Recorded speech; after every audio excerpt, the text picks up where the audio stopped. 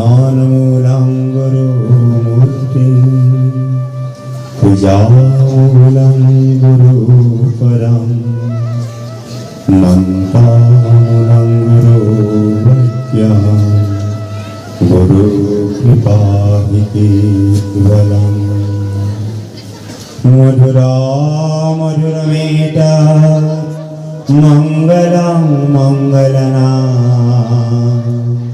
सकलनिगमवल्ली षट्फलां सिद्धरूपा सप्रीडविवर्गितां श्रद्धया हेलयवा भिगुवरनरमात्रं कारये कृष्ण नाम भिगुवरनरमात्रं कारये कृष्ण नाम আমি জয় জয়তে যিজন মধুরতকৈ মধুর যিজন মঙ্গলকারী যিজন অমঙ্গল নাশকারী যাৰ নাম ল'লে জীৱই ভৱ সমুদ্ৰ পাৰ হ'বলৈ সক্ষম হয় সেই পৰম পুৰুষ বাসুদেৱৰ শ্ৰী চৰণত আমি জয় জয়তে জনাইছোঁ সহস্ৰকোটি প্ৰণিপাত। দ্বিতীয়তে আজি এই আধ্যাত্মিক শিল্পী সমাজৰ যি পঞ্চম দিনীয়া ভাওনাৰ অন্তত বঁটা বিতৰণী সভাত মঞ্চত আসন পৰিৱেশন কৰা আমাৰ সন্মানীয় ব্যক্তিসকল এই পঞ্চম ৰাত্ৰি উজাগৰে থাকি ভাওনা প্ৰতিযোগিতাখনত এক উশৃংখলাৰে প্ৰতিযোগিতাসকলক নিৰ্বাচন কৰি দিয়া আমাৰ বিচাৰক মণ্ডলী উদযাপন সমিতিৰ বিষয়ববীয়াসকল এই সকলোজন তথা উপস্থিত কৰা হয় পিতৃস্থানীয় মাতৃস্থানীয় আমাৰ সন্তান সদৃশ যুৱক যুৱতীসকল সকলোকে আমি এক নৰনাৰায়ণ সদৃশ জ্ঞান কৰি আমি জনাইছোঁ আমাৰ ভক্তিৰঞ্জনী। আজি এক আনন্দৰ মুহূৰ্ত কি অৱস্থিত কিয় ৰাইজৰ সহযোগত আধ্যাত্মিক যুৱ শিল্পী সমাজে আধ্যাত্মিকতাৰ বীজ ৰোপণত যি প্ৰচেষ্টা তাৰ অন্যতম প্ৰচেষ্টা যি ভাওনা প্ৰতিযোগিতা তাতে আকৌ শ্যামলীয়া ভাওনা তেখেতসকলে যি অপৰপৰ্থ চেষ্টাৰ মাধ্যমেৰে এই অনুষ্ঠান অনুষ্ঠিত কৰি অন্তিম দিৱসত শ্ৰেষ্ঠতা নিৰূপিত কৰি বঁটা প্ৰদান কৰিবলৈ আগবাঢ়িছে। এই এক আনন্দ মুহূৰ্তত আমি থাকিবলৈ পাই আমি নিজকে ধন্য মানিছোঁ। কথা হ'ল যুৱ শিল্পী সমাজৰ লক্ষ্য হৈছে বৰ্তমান সমাজখনত দেখা দিয়া অসূয়া অপ্ৰীতি অশান্তিসমূহক নিবাৰণ কৰি কিদৰে সমাজখনক এক সুস্থিৰ বাতাবৰণ সৃষ্টি কৰিব পাৰি তাৰ ক্ষুদ্ৰ প্ৰয়াস। তেখেতসকলক শলাগ ল'বই লাগিব। আমি প্ৰত্যেকেই দেখিছোঁ সমাজখনত প্ৰতিদিনে প্ৰতি ঘণ্টাই প্ৰতি মিনিটে নহ'বলগীয়া ঘটনাই আমাক সবাকে চিন্তান্বিত কৰি তুলিছে। ইয়াৰ একমাত্ৰ কাৰণ আমি মানৱতাৰ পৰা স্খলিত হৈছোঁ। শাস্ত্ৰস্তৰত কৈছে জৈষ নাস্তি স্বয়ং প্ৰজ্ঞা শাস্ত্ৰস্তৈষ গৰোতি কিম লোচনাভ্যাম বিহীনঞ্চ দৰ্পণাম কিম কৰিষ্যতি। যে বহুতো শাস্ত্ৰ পঢ়ি কি লাভ ঘটিব যদি নিজে আত্মজ্ঞানী নহয়। যেনেকৈ যাৰ চক্ষুই নাই তাৰ সন্মুখত এখন দৰ্পণ ৰাখিলে কি কামত আহিব ঠিক একেদৰে। গতিকে সেই সদাশয় ভগৱত প্ৰেমী সমবেত সুধীবৃন্দ সকলোৱে সজাগ হওক। সময় সমাগত সমাজখনক আমি অধপাতত পতিত হ'বলৈ নিদি কি ধৰণেৰে কৃষ্ণ প্ৰেমত নিমজ্জিত কৰাই আত্মজ্ঞানৰ মাধ্যমেৰে সমাজখনক উদ্ধাৰ কৰিব পাৰি সেই ক্ষেত্ৰত প্ৰত্যেকেই যদি হাত আগবঢ়ায় তেন্তে আমি এই মৰকতে সৰগ ৰচনা কৰিম। সেই সুধীবৃন্দ এই ক্ষেত্ৰত আধ্যাত্মিকতাৰ ক্ষেত্ৰত খোজ পেলাওঁতে ধৰ্মৰ কথা আহি পৰে। অতি সহজ ভাষাত ক'বলৈ গ'লে ধৰ্ম হ'ল যি আমাৰ ইহলোকৰ সুখ সমৃদ্ধি তথা পাৰলৌকিক জীৱনক আমাক মহিয়ান কৰি তুলিবলৈ সক্ষম কৰাই সেই সম্পদেই হ'ল ধৰ্ম। পৃথিৱীত 84 লক্ষ জীৱ আছে আৰু 84 লক্ষৰ জীৱনেই ধৰ্ম আছে। প্ৰত্যেকেই খাদ্য খায়, প্ৰত্যেকেই নিজৰ বংশ বিস্তাৰ কৰে, ঠিক তেনেদৰে বিভিন্ন জীৱ জন্তু গছ গতিকাই বিভিন্ন কৰ্মৰে নিজৰ নিজৰ ধৰ্ম পালন কৰি আছে। তাত কোনো বাধাৰ সৃষ্টি হোৱা নাই, কিন্তু বাধাৰ সৃষ্টি হৈছে মানৱক ভগৱন্তই খুব মৰমেৰে সৃষ্টি কৰিছে আৰু সৃষ্টি কৰি ক্ষান্ত থকা নাই। মানৱক দিছে বুদ্ধি বিবেক, যি বুদ্ধি বিবেকৰ মাধ্যমেৰে কোন ভাল কোনটো বেয়া, কোনটো উচিত কোনটো অনুচিত, আমি কি কৰিব লাগে আমি কি কৰিব নালাগে, এই সকলো বিবেক বুদ্ধিৰে বিবেচনা কৰিব পৰা ক্ষমতা ভগৱন্তই মানৱক প্ৰদান কৰিছে। ইয়াতকৈ আৰু আনন্দৰ কথা কি আছে? সেইকাৰণে যিখন পৃথিৱীত ভগৱন্তৰ 24টি অৱতাৰ সক্ষম হৈছে, যিখন পৃথিৱীত গংগা যমুনা সৰস্বতী ত্ৰিবেণী প্ৰবাহিত হৈ আছে, যিখন ভাৰতবৰ্ষত বিভিন্ন বৃন্দাবন মথুৰা ক্ষেত্ৰসমূহ প্ৰতিষ্ঠিত হৈ আছে, সেই ভাৰত ভূমিত বিষ্ণু পুৰাণৰ উল্লেখ আছে। অহো কি ভাগ্য আমিও যদি এই ভগৱন্তৰ 24টি অৱতাৰ সম্ভৱ হোৱা মৰ্ত্যত জন্মগ্ৰহণ কৰিবলৈ পালোহেঁতেন। কাৰণ মৰ্ত্যত জন্মগ্ৰহণ কৰিলেই ভগৱানৰ নাম স্মৰণ কৰি থাকিলেই মুক্তি সাধিত হয়। সেই মুক্তি সাধনৰ যি মৃত্য আৰু সেই মৰ্ত্যৰ আমি মানৱ মনুৰ লগত অনপ্ৰত্যয় সংযুক্ত হৈ মানৱ পদ সাধিত হৈছে। সেই মানৱ হৈ আমি কিয় আখৰিকতাক আহ্বান জনাইছোঁ? যদি আমি আখৰিকতাক আহ্বান জনোৱাই নাই, তেন্তে কিয় আমাৰ সন্তানসকলে কোনোৱে প্ৰত্যেকেই নহয় পিতৃ মাতৃকো সংগীতৰ মহানগৰীত ঘূৰি থৈ আহিবলৈ কুণ্ঠাবোধ কৰা নাই?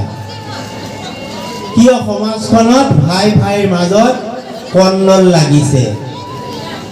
কিয় ৰাজবাটত কোনো মহিলাই ভয় নকৰাকৈ ৰাতি দিনে ঘূৰিব পৰা নাই?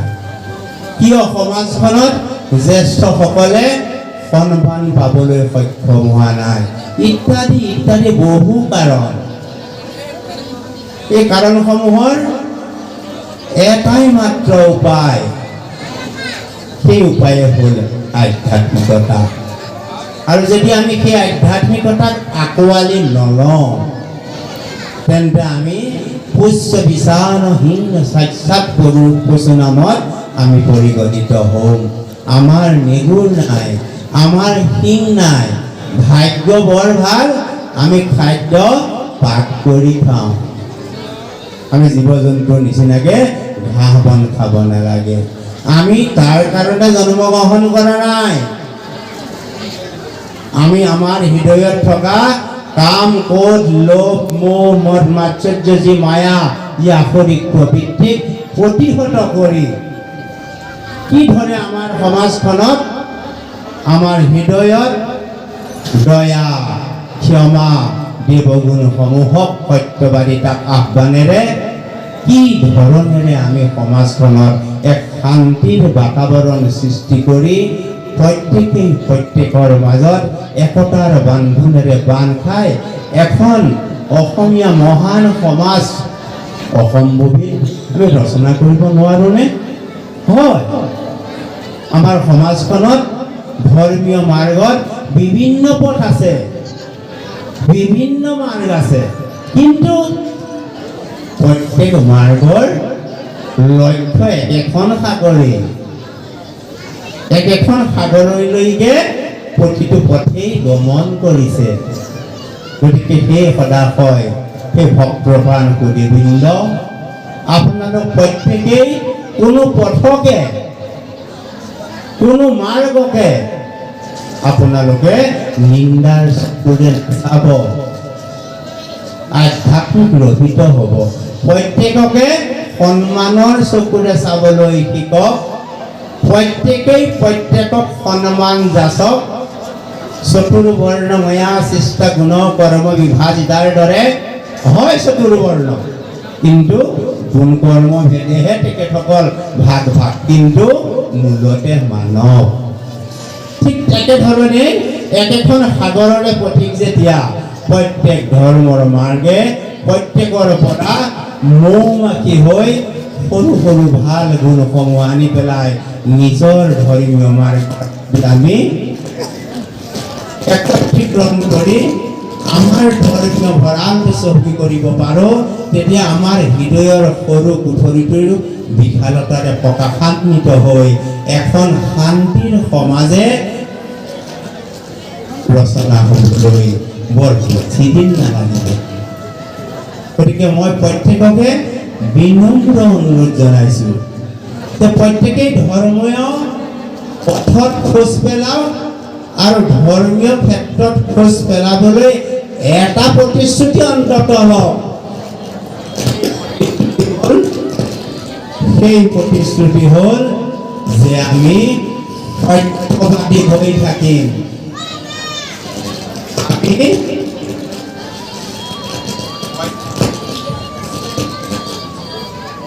আমি সত্যবাদী হৈ থাকিম। যেতিয়া পঞ্চ পাণ্ডৱে বনত আছিল, যেতিয়া ধৰ্মই যক্ষৰূপ ধৰি পৰীক্ষা কৰিবলৈ আহিছিল, তেতিয়া যুধিষ্ঠিৰক সুধিছিল ধৰ্ম কি, প্ৰধান ধৰ্ম কি? বোলে সত্য, সত্যই পৰম ধৰ্ম, সত্য পৰম ধীমহি। সেই সত্যক যদি আমি আচৰণ কৰোঁ, দ্বিতীয়তে মহাজনগত পন্থা, আমাৰ পিতৃপুৰুষসকলে, আমাৰ গুৰুসকলে যি পথ নিৰ্দেশনা কৰি গৈছে, আমি কোনো শাস্ত্ৰ অধ্যয়ন নকৰিলেও হ'ব। যদি আমি আমাৰ পিতৃপুৰুষক, আমাৰ গুৰুসকলৰ অনুগামী হ'ব পাৰোঁ, তেন্তে আমি নিজেই প্ৰত্যেকেই সনাতন ধৰ্মৰ সনাতন হৈ পৰিম। আৰু আমি যেতিয়া প্ৰত্যেকেই সনাতন হৈ পৰিম, তেতিয়া আমাৰ সমাজখনত নাথাকিব খামখেয়ালি। আমাৰ সমাজখনৰ পৰা দূৰীভূত হ'ব অসতা, অসূয়া, অশান্তি। গতিকে এই চেমনীয়াসকলৰ যি ভাওনা প্ৰতিযোগিতা, এই ভাওনা প্ৰতিযোগিতাই যি কৃষ্ণ প্ৰেমৰ এই পাঁচটি ন্যায় বৈকুণ্ঠপুৰীত প্ৰকাশান্বিত কৰি তুলিলে, সেই প্ৰকাশেৰে প্ৰত্যেকৰে হৃদয়ত কৃষ্ণ ভক্তি জাগৃত হওক। ভক্তি কি? ইয়া পৰানুৰক্তি ঈশ্বৰ। আমাৰ সন্তান সন্ততিলৈ যিদৰে আমাৰ আসক্তি থাকে পিতৃ মাতৃসকলৰ, আমাৰ আইগৰাকীলৈ আমাৰ স্বামী দেৱতাৰ যিদৰে আসক্তি থাকে, আমাৰ গুৰুজনলৈ যেনেকৈ শিষ্যজনৰ আসক্তি থাকে, সেই আসক্তি যদি আমি ভগৱন্তলৈ পৰ্যবেক্ষিত কৰিব পাৰোঁ, তাকে বোলে ভক্তি। সেই মা ভক্তিক আমি হৃদয়ঙ্গম কৰিব পাৰিলে আমি ভাওনাৰ লক্ষ্যত ভাওনা পতাৰ সাৰ্থকতাত উপনীত হ'বলৈ সক্ষম হওঁ, যাৰ যোগেদি মহাপুৰুষজনাই দেখাই যোৱা যে আমি বৰ অসম গঢ়িম, আমি সমন্বয়ৰ বাট বলিম, আমি জাতি উপজাতি সমন্বয়ৰে আমি এখন বৰ অসম গঢ়ি তুলিম, গঢ়ি তুলিবই লাগিব। এই সংকল্প যদি থাকে, আমাৰ ভগ্নীসকলে, আমাৰ বাইদেউসকলে ৰাস্তাত যাওঁতে কোনো ভয় নাথাকিব। আমাৰ শিশুসকল ঘৰলৈ আহোঁতে দেৰি হ'লে পিতৃ মাতৃয়ে ভয় নকৰিব, কাৰণ কি প্ৰত্যেকেই ভাই ভাই। প্ৰত্যেকেই যদি ভাই ভাই হৈ যাওঁ, তেন্তে আমি ভাওনা পতাৰ, আমি ধৰ্মীয় নামঘৰত ভাগৱত উদযাপন কৰাৰ, বৰসভা পতাৰ, গুৰুপিঠি পতাৰ তেতিয়াহে লক্ষ্য প্ৰাপ্তি হ'ব। গতিকে সেই সুধীবৃন্দ প্ৰত্যেকেই কৃষ্ণ প্ৰেমত নিমজ্জিত হওক, নিজ নিজ গুৰুত অনুগত হওক, প্ৰত্যেকেই শিষ্য হওক। শিশু তুম ইতি শিষ্য, যাক শাসন কৰিব পাৰি, যিজন অনুগত, প্ৰত্যেকেই শিষ্য হওক। প্ৰত্যেকেই শিষ্য হৈ নিজ নিজ গুৰু পৰম্পৰাৰ আদেশানুক্ৰমে আমি এগছি বন্তি জ্বলাওঁ, যি বন্তিৰ পোহৰেৰে আমাক আলোকিত কৰি তুলিব আমাৰ সমাজ ব্যৱস্থা, যি বন্তি গছিয়ে আলোকিত কৰি তুলিব আমাৰ মানৱতা, যি বন্তি গছিৰে আলোকিত কৰি তুলিব আমাৰ এই মধ্যভূমিত সৰগ ভূমি কৰি। ইয়াকে কামনা কৰি আমাৰ আধ্যাত্মিক যুৱ শিল্পী সমাজৰ যি সমাজলৈ অৱদান, তাক স্বীকাৰ কৰি আমাক কাৰ্যকৰী সভাপতি দেৱে যি আমাক একাষাৰ বক্তব্য ৰাখিবলৈ সুবিধা প্ৰদান কৰিলে, যাক আমি আৰম্ভণিৰ দিনাই নীলাম্বৰ বুলি আমি তেখেতক বিভূষিত কৰিছিল। তেখেতে নীলা চোলা পিন্ধি আছিল। আজি তেখেতে কৈছিল, প্ৰভু আজি মোক কি ক'ব, মই আজি কি ক'ম? তেখেতে নীলাৰেই পাতল চোলা এটা পিন্ধি আছে, আৰু তাৰ ওপৰত গহেশ্বৰ হৈ বিভিন্ন গহৰ বিভিন্ন ৰঙৰ সমাহাৰেৰে এটি জেকেট পিন্ধিছে। গতিকে সেই গহেশ্বৰদেৱ সময় গুচি ল'লোঁ যদিও আমি নাজানো, আমি অকণমান মাইক্ৰফোনটো পাই সমাজলৈ বাৰ্তা প্ৰেৰণ কৰিলোঁ, আৰু প্ৰত্যেকৰে সৰ্বাংগীন উন্নতি কামনা কৰি ভগৱন্তৰ ওচৰত আমি প্ৰাৰ্থনা জনাইছোঁ। ওম পূৰ্ণমদঃ পূৰ্ণমিদং পূৰ্ণাৎ পূৰ্ণমুদচ্যতে পূৰ্ণস্য পূৰ্ণমাদায় পূৰ্ণমেবাবশিষ্যতে। ওম শান্তি শান্তি শান্তি।